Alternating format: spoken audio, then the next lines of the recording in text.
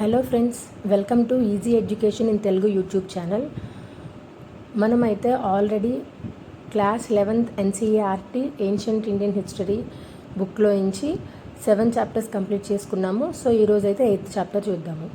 8th chapter వచ్చేసి advent of the Aryans and the age of the Rigveda, అంటే ఆర్యుల రాక. ఈ చాప్టర్లో మనం పూర్తిగా అసలు ఆర్యన్స్ ఎక్కడి నుంచి వచ్చారు, ఎక్కడ సెటిల్ అయ్యారు, మన ఇండియాలో ఎక్కడున్నారు, వాళ్ళ వృత్తి ఏంటి, వాళ్ళు ఏం చేసేవాళ్ళు, ప్రతిదీ కూడా వాళ్ళ గురించి క్లియర్గా తెలుసుకుంటాం అన్నమాట.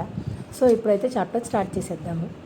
It is difficult to say that all the earliest Aryans belong to one race, but their culture was more or less of the same type. అంటే ఈ ఎర్లియస్ట్ ఆర్యన్స్ ఎవరైతే ఉన్నారో వీళ్ళంతా కూడా ఒకటే రేస్కి సంబంధించిన వాళ్ళు అని చెప్పడం కొంచెం కష్టమైన పనే, కానీ వాళ్ళ కల్చర్ ఏదైతే ఉందో అది కొంచెం అటు ఇటుగా ఒకటే అని చెప్తున్నారు. They were distinguished by there common language, అంటే వాళ్ళని వాళ్ళ యొక్క లాంగ్వేజ్ బట్టి వాళ్ళు ఆరియన్స్ అట్లా డివైడ్ చేస్తారనమాట. ఫర్ ఎగ్జాంపుల్ ప్రజెంట్ మనకు ఎట్లాగా క్యాస్ట్ బట్టి డివైడ్ చేస్తున్నారు, అంటే వీళ్ళు ఓసీ అని, వీళ్ళు బీసీ అని, వీళ్ళు ఎస్సీ అని అట్లా. కానీ అప్పుడు ఆ ఆరియన్స్ని వాళ్ళ యొక్క లాంగ్వేజ్ బట్టి డివైడ్ చేసేవాళ్ళు అని చెప్తున్నారు. అలాగే they spoke the Indo European languages which are current in change forms all over Europe, Iran and the greater part of the Indian subcontinent. అంటే ప్రజెంట్ ఇప్పుడు యూరోప్లో, ఇరాన్లో, అలాగే మన ఇండియన్ సబ్ కాంటినెంట్లో ఎక్కువ భాగంగా మారిపోయినటువంటి రూపంలో ఏదైతే ఉపయోగిస్తున్నారో అదే ఇండో యూరోపియన్ భాషల్ని, వాటిని అప్పుడు ఆర్యులు మాట్లాడేవాళ్ళు అని చెప్తున్నారు. అలాగే మనం చూసుకుంటే originally the Aryan seem to have lived somewhere in the steppes stretching from southern Russia to Central Asia. అంటే ఈ యొక్క ఆరియన్స్ ఎవరైతే ఉన్నారో వాళ్ళు వచ్చేసి మన సదరన్ రష్యా నుంచి అట్లాగే సెంట్రల్ ఏషియా వరకు విస్తరించి ఉన్నటువంటి స్టెప్పీలలో వాటి దగ్గర ఈ ఆరియన్స్ ఎక్కువగా నివసించి ఉండొచ్చు అని చెప్తున్నారు. స్టెప్పీస్ అంటే ఏంటి అంటే, మీకు నేను ఒక ఎగ్జాంపుల్ చూపిస్తాను ఇమేజ్ని. ఈ ఇమేజ్ వచ్చేసి యూరేషియన్ స్టెప్పీస్ అని చెప్పుకోవచ్చు. ఇది వచ్చేసి మంగోలియన్ స్టెప్పీస్ అన్నమాట. సో ఇవి నేను ఇంటర్నెట్లో సెర్చ్ చేసి మీకు అర్థం కావటం కోసం ఈ ఇమేజెస్ని ఇక్కడ పోస్ట్ చేస్తున్నాను. అంటే అసలు స్టెప్పీ అంటే ఏంటంటే ఒక ఫ్లాట్గా ఉండేటువంటి అన్ఫారెస్టెడ్ ఏరియా అన్నమాట. అన్ఫారెస్టెడ్ గ్రాస్ ఏరియా. ఈ యొక్క గ్రాస్ ల్యాండ్ ఏదైతే ఉందో అది ఫ్లాట్గా ఉంటుంది, అట్లాగే అన్ఫారెస్టెడ్ అని చెప్తున్నారు. సో మీకు ఎగ్జాంపుల్ కోసం నేను ఈ 2 పిక్చర్స్ చూపించాను. సో ఇటువంటి స్టెప్పీస్లో వాళ్ళు నివసించి ఉండొచ్చు అని చెప్తున్నారు. అలాగే certain names of animals such as goats, dogs, horses etc. and names of certain plants such as pine, maple etc. are similar to one another in all the Indo-European languages. అంటే ఇప్పుడు గొర్రెలు, కుక్కలు, ఈ హార్సెస్, గుర్రాలు, ఈ remaining మొదలైన జంతువులకు, అట్లాగే పైన్, మ్యాపిల్ ఇటువంటి చెట్లకు కూడా ఇండో యూరోపియన్ లాంగ్వేజెస్లో ఉన్న పేర్లు ఒకే రకంగా ఉన్నాయి అని చెప్తున్నారు. పైన్, మ్యాపిల్ అంటే ఒకసారి నేను ఆ ట్రీస్ని కూడా మీకు చూపిస్తాను. ఇది వచ్చేసి మ్యాపిల్ ట్రీ అన్నమాట. ఇట్లా ఉంటాయి దాని లీవ్స్. ఇవి మనకి వీటిలోని బ్రీడ్స్ ఉంటాయి. సో ఆరెంజ్ కలర్లో, అలాగే ఎల్లో కలర్లో అట్లా ఉంటాయి వాటి లీవ్స్. నెక్స్ట్ ఇది వచ్చేసి పైన్ ట్రీ అన్నమాట. సో ఈ పైన్, మ్యాపిల్ ఈ మొదలైన చెట్లకు కూడా ఇండో యూరోపియన్ భాషల్లో ఉన్న పేర్లు ఒకే రకంగా ఉన్నాయి అని చెప్తున్నారు. నెక్స్ట్ మనం చూసుకుంటే these common words indicate the fauna and flora of Eurasia. They show that the Aryans were acquainted with rivers and forest.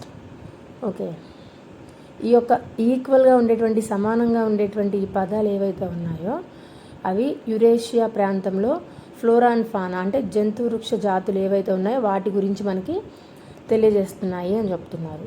అయితే వాళ్ళకి ఫ్లోరా అండ్ ఫానా, జంతు వృక్ష జాతుల వాటి గురించి వాళ్ళకి తెలుసు అంటే వాళ్ళకి డెఫినెట్గా నదుల గురించి, అడవుల గురించి కూడా తెలుసు కదా అది. సో దీన్ని బట్టి వాళ్ళకి నదులు, అడవులు అనేవి కూడా తెలుసని మనకు అర్థమవుతుంది. అయితే ఇక్కడ ఇంకో విషయం ఏంటంటే, curiously enough common words for mountains exist only in a few Aryan languages although the ఆరియన్స్ crossed many hills. అంటే ఈ ఆరియన్స్ ఎవరైతే ఉన్నారో వాళ్ళు చాలా కొండల్ని దాటి ప్రయాణం చేసి మన ఇండియాకు వచ్చారు అని కొంతమంది చెప్తారు. సో వాళ్ళు అన్ని కొండల్ని దాటి ప్రయాణం చేసినా కూడా కొండలకి వాటికి గురించి సమానమైనటువంటి పదాలు మాత్రం కొన్ని ఆర్య భాషల్లోనే ఉండటం చాలా ఇంట్రెస్టింగ్ విషయం అని మనం ఇక్కడ చెప్పుకోవచ్చు. అలాగే నెక్స్ట్ వచ్చేసి, their earliest life seems to have been mainly pastoral, agriculture being a secondary occupation. Okay, అంటే వాళ్ళు స్టార్టింగ్లో వాళ్ళ ఎర్లియస్ట్ ఆక్యుపేషన్ ఏంటి ఆరియన్స్ది అంటే పాస్టోరల్, అంటే పశువుల్ని పెంచడం, అంటే పశుపాలకులుగా ఉండటం అన్నమాట. సో వాళ్ళ సెకండరీ ఆక్యుపేషన్ వచ్చేసి వ్యవసాయం అని తెలుస్తుంది. నెక్స్ట్ చూసుకుంటే, the society was male dominated. Although the Aryans used several animals, the horse played the most significant role in their life. వాళ్ళు చాలా యానిమల్స్ని యూజ్ చేసినప్పటికీ ఈ గుర్రం ఏదైతే ఉందో అది వాళ్ళ లైఫ్లో ఒక గట్టి సిగ్నిఫికెంట్ రోల్ యూజ్ చేసింది అని మనం చెప్పుకోవచ్చు. నెక్స్ట్ వచ్చి ఇక్కడ మనం చూసుకుంటే వాళ్ళది సెకండరీ ఆక్యుపేషన్ వచ్చేసి వ్యవసాయం అని అనుకున్నాం కదా. సో ఆర్యులు స్థిరమైన జీవితాన్ని ఎప్పుడు జీవించలేదు. ఎందుకంటే వాళ్ళ మెయిన్ ఆక్యుపేషన్ ఏంటి? పాస్టోరల్, అంటే పశువుల్ని పాలించడం. సో గడ్డి ఎక్కడుంది అక్కడ, వాటర్ ఎక్కడుంటే అక్కడ వాటిని తోలుకుంటూ అట్లా వెళ్ళిపోతారు అనమాట. వాళ్ళు స్థిరంగా ఒక దగ్గర ఉండరు. వాళ్ళ మెయిన్ వృత్తి వ్యవసాయం అయితే వ్యవసాయం చేసుకుంటూ అక్కడ ఉండిపోతారు. కానీ వాళ్ళ మెయిన్ వృత్తి ఏంటి? పాస్టోరల్, పశువుల్ని పాలించడం, పశువుల్ని పెంచడం. సో వాళ్ళది స్థిరమైన జీవితం కాదు అని మనం చెప్పొచ్చు. సో అందువల్ల వాళ్ళు ఎక్కడైతే నివసిస్తున్నారో ఎక్కడైతే నివసించారు అనేది తెలుసుకోవడానికి ఆ ప్రాంతాలలో గట్టి సాక్ష్యాధారాలు కూడా ఏమీ వదిలి వెళ్ళలేదు అంటున్నారు. ఇప్పుడు వాళ్ళు కాన్స్టెంట్గా అక్కడ ఉండి వ్యవసాయం చేస్తే వాళ్ళకి సంబంధించినటువంటి ఆర్కియలాజికల్ ఫైండింగ్స్ ఏమైనా మనకు దొరుకుతాయి. కానీ వాళ్ళు అక్కడ లేకుండా వాళ్ళు ఏంటంటే ఒక ప్లేస్ నుంచి ఇంకో ప్లేస్కి అలా మారిపోతూ ఉండడం వల్ల వాళ్ళకి సంబంధించినటువంటి ఫైండింగ్స్ కూడా గట్టి సాక్ష్యాధారాలు కూడా ఏమీ దొరకలేదు. నెక్స్ట్ మనం చెప్పుకున్నట్లు చాలా యానిమల్స్ని ఉపయోగించినప్పటికీ ఈ యొక్క హార్స్ అనేది ప్రధానంగా ముఖ్య పాత్ర వహించింది అని చెప్పొచ్చు. అయితే the domesticated horse appears in the 6th millennium BC in the Black Sea and the Ural mountain area. ఈ యొక్క హార్స్ని వాళ్ళు డొమెస్టికేట్ చేస్తున్నటువంటి హార్స్ ఫైండింగ్స్ అనేది వాళ్ళకి బ్లాక్ సీ అలాగే ఉరల్ మౌంటైన్ ఏరియాలో కనిపించిందంట. అట్లాగే nearly 60,000 horse bones appear in the Ural area around 3000 BC. మనం 3000 BC ఆ టైంలో చూసుకున్నట్లయితే 60,000 గుర్రం యొక్క బోన్స్ అనేది వాళ్ళకి అక్కడ దొరికినాయి అంట. ఎక్కడ? ఉరల్ ఏరియాలో. So its swiftness enabled them and some allied people to make successful inroads on West Asia from about 2000 BC onwards. అలాగే మనం చూసుకుంటే ఈ యొక్క హార్స్ ఏదైతే ఉందో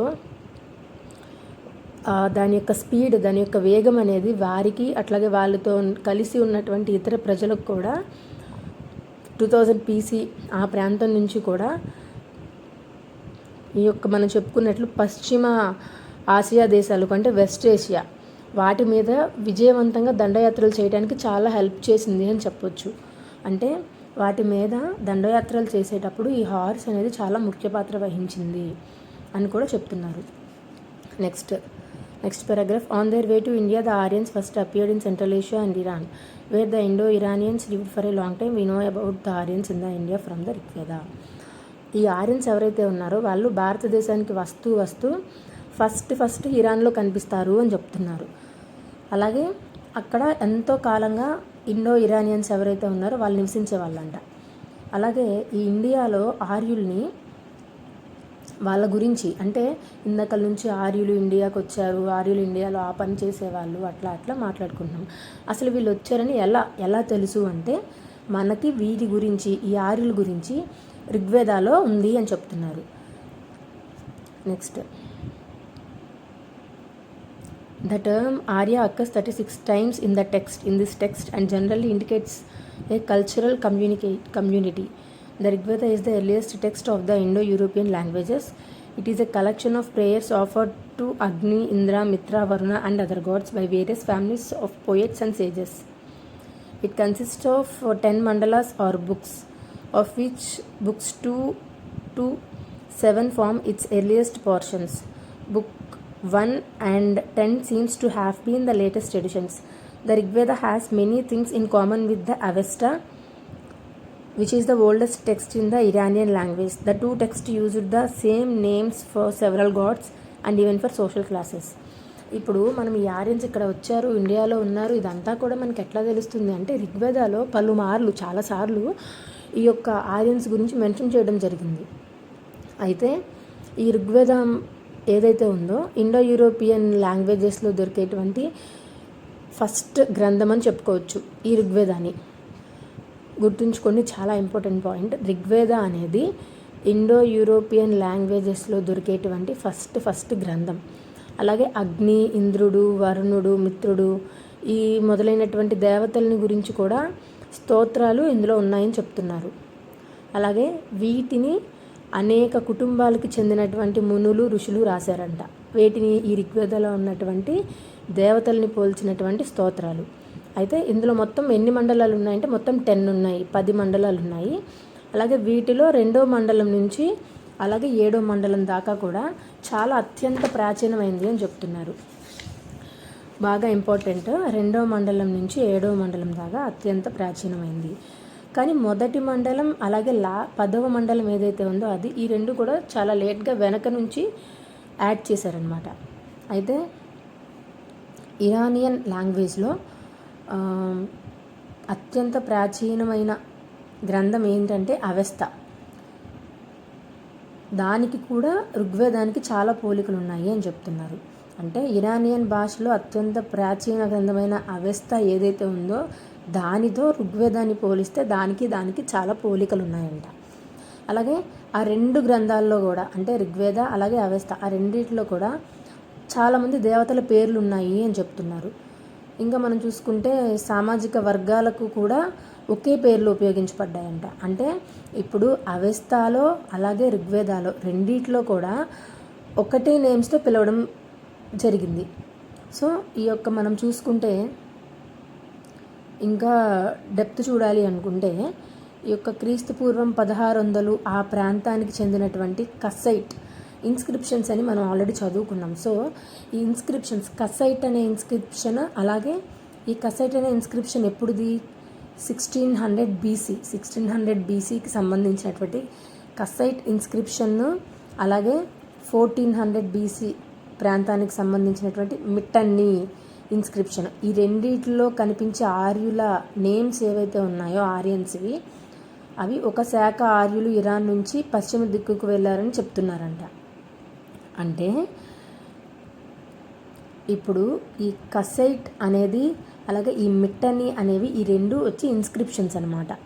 ఈ ఇన్స్క్రిప్షన్స్ కసైట్ అనేది 1600 BCకి సంబంధించినటువంటి ఇన్స్క్రిప్షను అలాగే మిట్టన్ని అనేది 1400 BC ఆ ప్రాంతానికి సంబంధించినటువంటి ఇన్స్క్రిప్షను. ఈ 2 ఇన్స్క్రిప్షన్స్లో కూడా ఆర్యుల పేర్లు అంటే ఈ ఆర్యన్స్ యొక్క నేమ్స్ కనిపిస్తాయి అని చెప్తున్నారు. అయితే ఇంకా ఏం చెప్తున్నారు, ఈ ఆర్యన్స్ అనేవాళ్ళు ఒకటే కాదు అంటే ఒక బ్లాక్ ఆఫ్ పీపుల్ కాదు, వీళ్ళని డివైడ్ చేశారు శాఖలుగా. సో వాళ్ళలో కొంతమంది ఒక శాఖ ఆర్యులు అనేవాళ్ళు ఇరాన్ నుంచి పశ్చిమ దిక్కుకు వచ్చారు అని చెప్తున్నారు. సో ఈ ఇన్స్క్రిప్షన్స్ నేమ్స్ ఏవైతే ఉన్నాయో కసైట్ అలాగే మిట్టని అవి చాలా ఇంపార్టెంట్, అవి గుర్తుంచుకోండి. ఇప్పుడైతే నెక్స్ట్ పారాగ్రాఫ్ చూద్దాం. A little earlier than 1500 BC the Aryans appeared in India. అంటే 1500 BC కన్నా కాస్త ముందుగా ఈ ఆర్యన్స్ అనేవాళ్ళు ఇండియాలోకి వచ్చారు అని చెప్పుకోవచ్చు. We do not find clear and definite archaeological traces of their advent. Possibly they used socketed axes, bronze discs and swords which have been discovered in northwestern India. అంటే కానీ వాళ్ళు 1500 బీసీ కన్నా కాస్త ముందు వచ్చినప్పటికీ వాళ్ళకి సంబంధించినటువంటి వాళ్ళ రాకకు సంబంధించినటువంటి స్పష్టమైన ఈ ఆర్కియలాజికల్ ట్రేసెస్ కానీ ఫైండింగ్స్ కానీ ఏమీ దొరకలేదు అని చెప్తున్నారు. అంటే బహుశా వీళ్ళు సాకేటెడ్ యాక్సెస్ అంటే పిడిరంధ్రం ఉన్న గొడ్డళ్ళు, బ్రాంజ్ డిక్స్ అండ్ స్వర్డ్స్ వీటిని యూజ్ చేసి ఉంటారు. అవి మనకి నార్త్ వెస్ట్రన్ ఇండియాలో దొరికాయంట. సో వాటిని యూజ్ చేసి ఉంటారు అని చెప్తున్నారు. సో మీకు ఒక ఐడియా రావడం కోసం అసలు సాకెటెడ్ యాక్స్ ఎట్లుంటుంది, ఈ బ్రాంజ్తో చేసినటువంటి డ్రిక్ స్వర్డ్స్ అసలు ఇవి ఎట్లా ఉంటాయి అనేది నేను చూపిస్తాను. ఇది వచ్చేసి సాకెటెడ్ యాక్స్ అనమాట. దీన్ని మనం తెలుగులో పిడిరంధ్రం ఉన్న గొడ్డళ్ళు అంటాం. గొడ్డలి ఇది మనకు చూస్తే అర్థమవుతుంది గొడ్డలి అని, కాకపోతే పిడిరంధ్రం అంటే ఇట్లా చెక్కతో చేసిందనమాట. నెక్స్ట్ వచ్చేసి ఇదేమో డ్రిక్. అలాగే నెక్స్ట్ వచ్చేసి దీన్నేమో స్వర్డ్ అని అంటాము. సో ఇవి మనం ఇంటర్నెట్లో సెర్చ్ చేస్తే మనకు ఆల్రెడీ దొరుకుతాయి. సో మీకు ఒక క్లియర్ ఐడియా రావడం కోసం నేను చెప్తున్నాను. ఇవన్నీ కూడా బ్రాంజ్తో చేసిన మెటీరియల్స్ అనమాట. అంటే నాకు తెలిసి అప్పట్లో వాళ్ళకి ఐరన్ యూజ్ చేసి ఉండేవాళ్ళు కాదు. అంటే వాళ్ళకి ఐరన్ అంటే తెలియదేమో బహుశా. ఎందుకంటే వాళ్ళు ఏం చేసేవాళ్ళంటే పశువుల్ని ఈ యొక్క గడ్డి ఉన్నటువంటి గ్రాస్ ల్యాండ్స్ ఉన్నటువంటి ప్లేసెస్లో పశువుల్ని పాలించేవాళ్ళు. దేనికి? పశువులకి కావాల్సింది గడ్డే కదా. సో వాళ్ళు అటువంటి ప్లేసెస్లో ఉంటే వాటికి ఫుడ్ వస్తుంది అని. వాళ్ళకి నిజంగా అప్పట్లో ఐరన్ తెలుసుంటే వాళ్ళు డెఫినెట్గా వాటితో నాగలి ఇవన్నీ తయారు చేసి వాళ్ళు వ్యవసాయం చేయడానికి అవకాశం ఉండేదేమో. అందుకనే వాళ్ళు ఫస్ట్ ఆక్యుపేషన్ వచ్చేసి మనం పాస్టోరల్ అని చెప్పుకున్నాము. సో మెల్లమెల్లగా వెళ్తూ ఉండగా వాళ్ళకి ఏమైనా ఐరన్ తెలిసి ఉంటుంది, కానీ ప్రస్తుతానికి మాత్రం తెలియదు. సో అందుకే వాళ్ళు ఇలా బ్రాంజ్తో చేసినటువంటి మెటీరియల్స్ అయితే యూస్ చేసి ఉంటారు అని చెప్పుకుంటున్నాం. నెక్స్ట్ వచ్చేసి archaeological evidences of the horse and horse sacrifice have been found in southern Tajikistan in Central Asia and in the neighbouring Swat valley in Pakistan. అంటే ఈ యొక్క హార్స్కి సంబంధించినవి మనకి ఆర్కియలాజికల్ ఫైండింగ్ ఎవిడెన్సెస్ ఈ యొక్క హార్స్కి సంబంధించినటువంటి ఆధారాలు ఏవైతే ఉన్నాయో అవి మనకి ఎక్కడ దొరికాయంటే సెంట్రల్ ఏషియాలో ఉన్నటువంటి సదరన్ తజికిస్తాన్లో అలాగే పాకిస్తాన్లో ఉన్న స్వట్ వ్యాలీలో మనకి దొరికాయి అని చెప్తున్నారు. అలాగే the earliest ఆరియన్స్ lived in the geographical area covered by eastern Afghanistan, north west frontier province, Punjab and fringes of western Uttar Pradesh, some rivers of Afghanistan. అంటే ఈ యొక్క ఎర్లియస్ట్ ఆరియన్స్ ఎవరైతే ఉన్నారో వాళ్ళు అక్కడ నివసించినటువంటి ఏరియా మనం చూసుకుంటే eastern Afghanistan, north west frontier province, Punjab and fringes of western Uttar Pradesh. ఈ ప్లేసెస్ వాళ్ళు కవర్ చేసి ఉండొచ్చు అని చెప్తున్నారు. నెక్స్ట్ వచ్చేసి some rivers of Afghanistan such as the river Kubha and the river Indus and its 5 branches are mentioned in the Rigveda. అంటే ఈ యొక్క ఆఫ్ఘనిస్తాన్లో ఉండేటువంటి కుబా, సింధు, అలాగే దాని యొక్క 5 ఉపనదులు అన్నమాట. ఇవన్నీ కూడా మనకి ఋగ్వేదంలో ఉన్నాయి అని చెప్తున్నారు, అంటే మెన్షన్ చేసి ఉన్నాయి అని చెప్తున్నారు. నెక్స్ట్ వచ్చేసి the Sindhu identical with the Indus is the river par excellence of the Aryans and it is repeatedly mentioned. అంటే ఈ ఆర్యన్స్ ఎవరైతే ఉన్నారో వాళ్ళు బాగా ఎక్కువగా చెప్పుకోదగ్గ రివర్ ఏంటంటే వాళ్ళ టైంలో ఇండస్ అని చెప్పుకోవచ్చు. అంటే వాళ్ళు బాగా చెప్పుకునేవాళ్ళు, అండ్ అది కూడా ఋగ్వేదాలో మెన్షన్ చేసింది, చాలాసార్లు మెన్షన్ చేసి ఉందంట.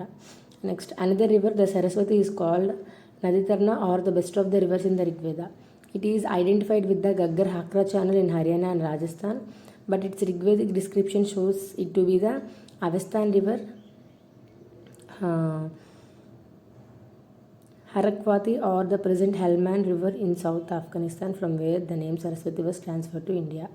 The whole region in which the Aryans first settled in Indian subcontinent is called the land of 7 rivers. అంటే మనం ఏదైతే ఈ యొక్క ఇండస్ అని చెప్పుకున్నామో అది ఇండస్ సింధు నది వచ్చేసి ఆర్యుల దృష్టిలో చాలా అసామాన్యమైనది అని చెప్తున్నారు. అలాగే దాన్ని వాళ్ళు చాలాసార్లు మెన్షన్ చేశారని కూడా చెప్తున్నారు. అలాగే వాళ్ళు ఇంకా ఎక్కువగా మెన్షన్ చేసినటువంటి ఇంకొక రివర్ ఏంటి అంటే సరస్వతి అని చెప్పుకోవచ్చు. అది మనం ప్రజెంట్ చూసుకుంటే రాజస్థాన్ డెజర్ట్ ఎడారుల్లో ఇంకిపోయింది అని చెప్తున్నారు. అలాగే ఈ యొక్క సరస్వతి నది ప్రాంతాన్ని మనం గగ్గర్ నది ఏదైతే ఉందో ఆ ప్రాంతంగా కూడా గుర్తించవచ్చంట. అయితే ఈ రాజస్థాన్లోని ఖేత్రి గనులు ఉన్నాయి చూసారా, సో వాటి నుంచి ఈ ఆర్యన్స్ రాగిని తీసుకొని ఉండొచ్చు అని చెప్తున్నారు. అలాగే మన ఆర్యన్స్ ఎవరైతే ఉన్నారో వాళ్ళు ఇండియాలో ఫస్ట్ టైం మొట్టమొదటిగా నివాసం ఏర్పరచుకున్నటువంటి ప్రాంతాన్ని మొత్తంగా కలిపి మనం ల్యాండ్ ఆఫ్ ద 7 రివర్స్ అంటే సప్త సింధు ప్రాంతం అని అంటామంట. నెక్స్ట్ పారాగ్రాఫ్ చూసుకుంటే the Aryans migrated to India in several waves. అంటే ఆర్యన్స్ అనేవాళ్ళు ఒకేసారి వచ్చలేదు, కొంచెం కొంచెంగా అంటే మనకి వేవ్స్ ఎట్లా వస్తాయి అలలు, సో అట్లా కొంచెంగా వచ్చారంట. The earliest wave is represented by the Rigvedic people who appeared in the sub continent in about 1500 BC. ఈ యొక్క 1500 BC ఆ టైంలో వచ్చినటువంటి ఆర్యన్స్ ఎవరైతే ఉన్నారో వాళ్ళు ఫస్ట్ వచ్చారు, వాళ్ళది ఫస్ట్ వేవ్ అని చెప్పుకోవచ్చు, అంటే మొదటి అలా అని చెప్పుకోవచ్చు. నెక్స్ట్ వచ్చేసి they came in to conflict with the indigenous inhabitants called the Dasas, Dasyus, etc. Since the Dasas are also mentioned in the ancient Iranian literature, they seem to have been a branch of the early Aryans. The Rigveda mentions the defeat of Sambara by a chief called Divodasa who belonged to the Bharata clan.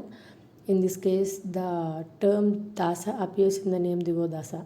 Possibly, the Dasyus in the Rigveda represent the original inhabitants of the country, and an Aryan chief who overpowered them was called Trasadasyu. The Aryan chief was soft towards the Dasas but strongly hostile to the Dasyus. The term Dasyu Hatya, slaughter of Dasyus, is repeatedly mentioned in the Rig Veda.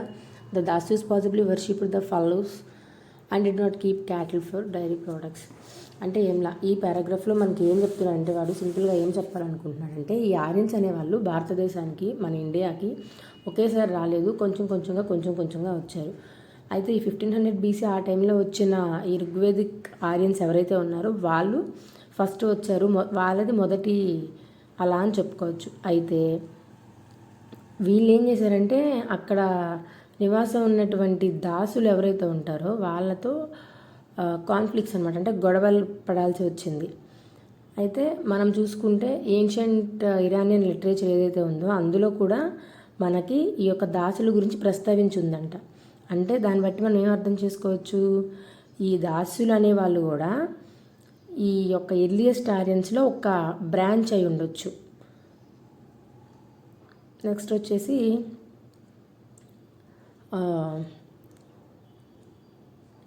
వీళ్ళందరికీ ఈ Aryans ఎవరైతే ఉన్నారో వీళ్ళందరికీ ఒక నాయకుడు అనేవాడు ఉండాలి కదా. సో వీళ్ళది వచ్చేసి భరత తెగ అనమాట. మనం చెప్పుకుంటే భరత క్లాన్. సో ఆ భరత క్లాన్కి నాయకుడైనటువంటి దివోదాస్ ఎవరైతే ఉన్నాడో అతను శంబరు అనేటువంటి ఒక వ్యక్తిని ఓడిస్తాడు ఒక వార్లో అని మనకి ఋగ్వేదంలో ఉందంట. అయితే ఇంకా కొన్ని బుక్స్లో అయితే మనకి ఈ దివోదాస అనే అతను అంటే ఆర్యన్స్లో ఫస్ట్ టైం ఇండియాకి వలస వచ్చినటువంటి వ్యక్తి ఎవరు అంటే దివోదాస అని కూడా చెప్పుకోవచ్చు. అయితే ఇక్కడ ఈ దివోదాస అనే అతను వాళ్ళకి నాయకుడు అన్నమాట. ఎవరికి? భరత అనేటువంటి తెగకు నాయకుడు ఎవరు? దివోదాసు. గుర్తుంచుకోండి, నేమ్ చాలా ఇంపార్టెంట్. మనకి చాలా స్టేట్ పీసీస్లో వీటిలో అడిగారు వీటిని. సో అయితే ఈ దివోదాస్ అనేటువంటి ఆయన ఏం చేశాడంటే శంబరు అనేటువంటి ఆయన్ని ఓడించాడనమాట. అంటే ఓడించినట్లు మనకెలా తెలుసు, మనం చూసామా అంటే లేదు, మనకి ఋగ్వేదంలో అది మెన్షన్ చేసింది. అలాగే ఈయన పేరులోనే దాసు అన్న మాట ఉంది. మనం కొంచెం అట్లా చూస్తే దివోదాసులోనే దాసు అనే మాట ఉందన్నమాట. అయితే ఈ ఋగ్వేదంలో కనిపించేటువంటి ఈ దస్యులు ఎవరైతే ఉన్నారో వాళ్ళు ఇక్కడ ఉండేటువంటి ఒరిజినల్ ఇన్హాబిటెంట్స్ అయి ఉండొచ్చు అని అంటున్నారు. అంటే అక్కడ ఫస్ట్ నుంచి ఉండేటువంటి ఆదిమవాసులు అయి ఉండొచ్చు అని. అయితే వీళ్ళందరినీ కూడా ఓడించినటువంటి ఇంకొక ఆర్యన్ నాయకుడు ఎవరు అంటే త్రాసదస్యు. అంటే ఫస్ట్ దివోదాసు అతను ఏం చేశాడు, శంబరు అనే అతన్ని వారిలో ఓడించాడు. అతను ఓడించిన తర్వాత ఈ దివోదాస్ తర్వాత ఒక 6-5 వచ్చినట్టున్నారు, కానీ వాళ్ళ గురించి మనకు మెన్షన్ చేయలేదు. ఆ తర్వాత వచ్చిన అతనే త్రాసదస్యు. అతను ఆర్య నాయకుడు అనమాట. అంటే ఇప్పుడు దివోదాసు మొదట శంబర్ని ఓడించిన తర్వాత అతను అలా ఉండిపోడు కదా, అతన్ని ఓడించడానికి ఇంకొకడు ఎవడో ఒకడు వచ్చి ఉంటాడు. అట్లాగే వాళ్ళందరినీ ఓడిస్తూ త్రాసదస్యు అనే అతను ఈ ఆర్య నాయకుడు అనమాట. ఇతను ఈ యొక్క ఆదివాసుల్ని వాళ్ళందరినీ ఓడించారు అని చెప్తున్నారు. అయితే ఈ ఆర్య నాయకుడు ఎవరైతే ఉన్నాడో అతను అంటే ఎవరు, ఈ త్రాసదస్యు ఈ దాసుల పట్ల కొంచెం మెత్తగా, అలాగే దస్యుల పట్ల కొంచెం కఠినంగా ఉండేవాడంట. అయితే మనం వింటే దస్య హత్య అనే మాటని ఈ యొక్క ఋగ్వేదంలో చాలాసార్లు ప్రస్తావించారు అని చెప్పుకోవచ్చు. అలాగే వాళ్ళు ఏంటంటే గోవులను ఎక్కువగా పాల ఉత్పత్తుల కోసం అయితే ఉండకపోవచ్చు అని చెప్తున్నారు. నెక్స్ట్ వచ్చేసి tribal conflicts. We know little about the weapons of the adversaries of the Aryan people, although we hear of many defeats inflicted by Indra on the enemies of the Aryans. In the Rigveda, Indra is called Purandara, which means that he was the breaker of forts, but we cannot identify the forts held by the pre-Aryans. Some of them may have been situated in Afghanistan. The Aryans succeeded everywhere because they possessed chariots driven by horses and introduced them for the first time into West Asia and India. The Aryan soldiers were probably equipped also with coats of mail and better arms. అంటే tribal conflicts అంటే ఈ తెగలు ఏవైతే ఉన్నాయో వాళ్ళ మధ్య గొడవలు జరిగేవన్నమాట, పోరాటాలు. సో వాటి గురించి చెప్తున్నారు. ఈ ఆర్యన్స్ ఎవరైతే ఉన్నారో వాళ్ళు వాళ్ళ శత్రువులతో గొడవలు జరిగినప్పుడు, ఇట్లా వార్స్ జరిగినప్పుడు వాళ్ళ శత్రువులను ఇంద్రుడు చాలా వార్స్లో వాళ్ళ మీద గెలిచాడు అని చెప్తున్నారు. అంటే ఈ యొక్క ఆర్యన్స్కి సంబంధించినటువంటి శత్రువులు ఎవరైతే ఉంటారో వాళ్ళందరినీ కూడా ఇంద్రుడు చాలా పోరాటాల్లో జయించాడంట. కానీ అది తెలుసు, కానీ మనకి ఆ ఆర్యుల యొక్క శత్రువులు ఎవరైతే ఉన్నారో వాళ్ళు ఎటువంటి వెపన్స్ యూజ్ చేశారు అనేది మనకి క్లారిటీ లేదు, మనకు తెలియదు అని చెప్తున్నారు. అయితే ఈ యొక్క ఋగ్వేద వచ్చేసి ఇంద్రుణ్ణి ఏమని పిలుస్తుందంటే పురంధరుడు. అంటే ఋగ్వేదంలో ఇంద్రుణ్ణి పురంధరుడు అని ప్రస్తావించినట్టు చెప్తుంది. అంటే ఏంటంటే పురంధరుడు అంటే కోటల్ని, అంటే ఫోర్ట్స్ని ధ్వంసం చేసేవాడు అని అర్థం. కానీ ఈ ఆర్యులకు మనం చూసుకుంటే కనుక పూర్వం ఉన్నవారి స్వాధీనంలో ఉన్న కోటలేవో మనకు తెలియదంట. అలాగే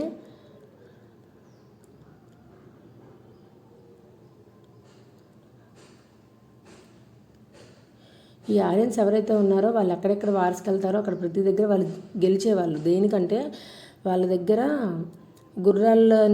గుర్రాలని పెట్టి వాటితో చేసినటువంటి చారియట్స్ అంటే రథాలు ఉండేవంట. వెస్ట్ ఏషియాలో, ఇండియాలో ఆర్యన్సే వీటిని ఫస్ట్ టైం ప్రవేశపెట్టారు అని కూడా చెప్తున్నారు. వీటిని గుర్రాలు ఉండేటువంటి రథాలని. సో బహుశా ఇవి వచ్చేసి మన ఆర్యన్ యొక్క సైనికులకు కవచాలుగా అట్లాగే ఆయుధాలుగా కూడా ఉండేవేమో అని చెప్తున్నారు. నెక్స్ట్ సెకండ్ పారాగ్రాఫ్ చూసుకుంటే the Aryans were engaged in 2 types of conflicts. First they fought with the pre Aryans and